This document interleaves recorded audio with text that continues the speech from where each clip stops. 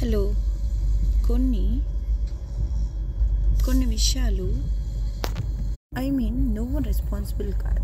First అదేంటి అంటే, ఇంట్లో ఫ్యామిలీ మెంబర్స్ అందరి మూడ్స్ హ్యాపీగా నవ్వుతూ ఉండాలనుకోవడం అది నీ రెస్పాన్సిబిలిటీ కాదు. అంటే ప్రతిదానికి అరవడం అట్లాంటివి చేస్తా. సెకండ్ వచ్చేసి, నీ బేసిక్ నీడ్స్ని కాంప్రమైజ్ చేసి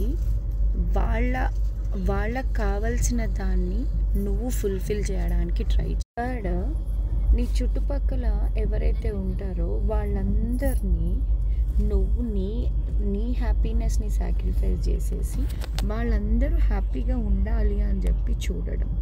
ఫోర్త్ ఏంటంటే, వాళ్ళు కొంచెం అంటే వాళ్ళు సైకాలజికల్గా లేకపోతే వాళ్ళు ఏదన్నా ఉంటే వాళ్ళకి ఏదన్నా హ్యాబిట్ వల్ల మీరు హర్ట్ అవుతున్నారు ఏదన్నా అంటే వాళ్ళని మీరు ఇన్ఫ్లుయెన్స్ చేసి మార్చాలి అని అనుకోవడం. Last and fifth point is, ప్రతి విషయానికి ఎస్ చెప్తాం. ఎందుకు చెప్తున్నానంటే, ఇవన్నీ చేయడం వల్ల నీ మెంటల్ పీస్ అనేది నువ్వు లాస్ అవుతావు. నీ మెంటల్ పీస్ పోయిందంటే ఆబ్వియస్గా అక్కడ స్ట్రెస్ ఉంటుంది తప్ప ఏముండదు.